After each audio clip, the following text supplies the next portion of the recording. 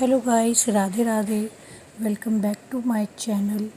मैं युवान और पूजा हम निकल गए थे स्टेशन की ओर, क्योंकि हमें जाना था दिल्ली। और यहाँ मेरे हस्बैंड हमको छोड़ने आए थे, गुड बाय करने आए थे अपनी दुकान से।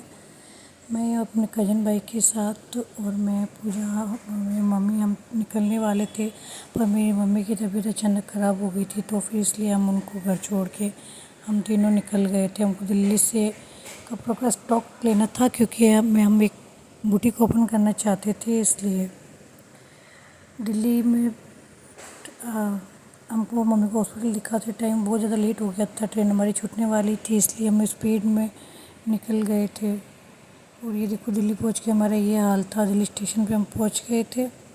युवान सो ही रहा था, मेरे गोद में था युवान, तो उसको हमने नहीं जगाया, क्योंकि वो रात को भी नहीं सोया था ट्रेन की आवाज़ के कारण, तो इसलिए वो गोद में सो ही रहा था। बहुत ज़्यादा गर्मी थी दिल्ली में, हम फर्स्ट टाइम आए थे, बहुत ज़्यादा भीड़ थी यहाँ पर।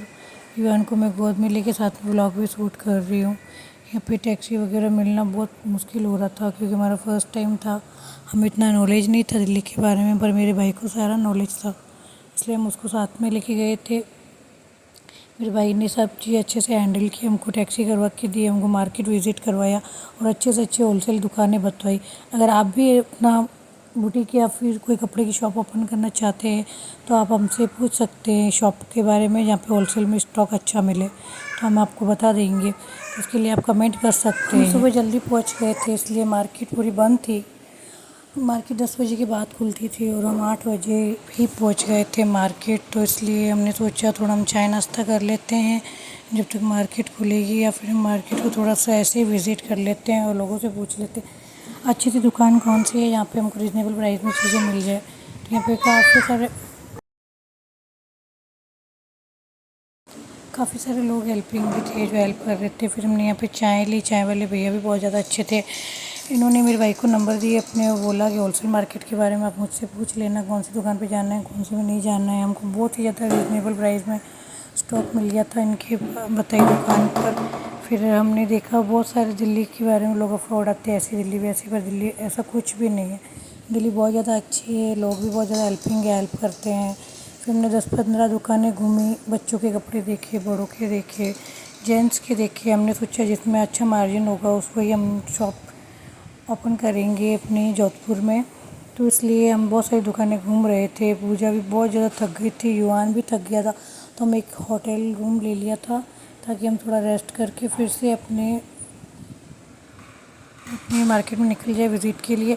फिर हमने 1 घंटा रेस्ट करके हम दोनों तैयार होके नहा कर खाना खा के बाहर निकल गए थे। फिर से शाम के 5 बज गई थी और हम मार्केट के लिए विज़िट के लिए निकल गए। थोड़ा भूख लगी थी, तो हमने वहाँ पे इडली सांभर खा लिया था। फिर वहाँ पे भी मलाई मिल रही थी, हमने वो भी ट्राई की। वहाँ पे खाने की बहुत सारी स्ट्रीट फूड थे जो हमने ट्राई किए, पानी पूरी, छोले कुलचे।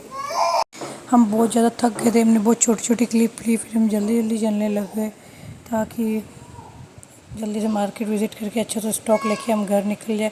इसी शॉप से हमने स्टॉक लिया था गाइस, कम से कम हमने यहाँ पे 15-20 हज़ार का स्टॉक लिया था, जो हमने बहुत ज़्यादा रीज़नेबल प्राइस पे मिल गया था। फिर हम चेकआउट करके अपना सामान लेके निकल गए थे, शंकुओं में पिकअप करने आ गया था। फिर हमने वहाँ हम रेलवे स्टेशन के लिए निकले, वहाँ से हमने एक टैक्सी ली, जल्दी हमको लेट हो रहा था इसलिए। युवान को भी नींद आ रही थी थोड़ी, उसकी तबीयत भी डाउन लग रही थी, क्योंकि मौसम बहुत ज़्यादा गर्म था, दिल्ली का बहुत ज़्यादा गर्मी थी। हम स्टेशन की ओर निकल गए थे, मैं पूजा और शंको में सबको बोल के बाय बाय करो, फिर हम चलते हैं घर की ओर। फिर हम थोड़े से कुरकुरे स्नैक्स वगैरह लिए युवान के लिए, और हमने खाना वहीं स्टेशन से ही पैक करवा दिया था, क्योंकि ट्रेन में अच्छा खाना नहीं मिलता है, इसलिए खाना पैक करवा के। देखो दिल्ली में इतना ट्रैफिक था, रात के 8 बज गए थे और हमारी ट्रेन थी 9 बजे की, और ट्रैफिक के कारण हमें जल्दी निकलना पड़ा, क्योंकि 1 घंटा हम ट्रैफिक में फंस जाते हैं। इसलिए आप देख ही सकते हो कितना ट्रैफिक है दिल्ली में। काफ़ी सारी गाड़ियाँ थी जो हमसे आगे निकल रही थी, बहुत लोग थे, और ये देखिए ऐसे एक दूसरे को पैसे पास कर रहे हो। यहाँ पे एक आदमी भी था जो खुलेआम नशे कर रहा था दिल्ली में।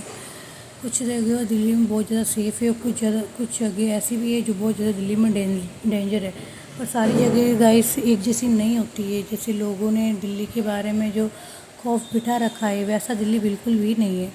दिल्ली में बहुत ज़्यादा लोग हेल्पिंग थे, हमारी भी बहुत ज़्यादा हेल्प की थी वो लोगों ने, जो कि दिल्ली हमारे लिए न्यू था, इसलिए बहुत लोग हमारी हेल्प कर रहे थे।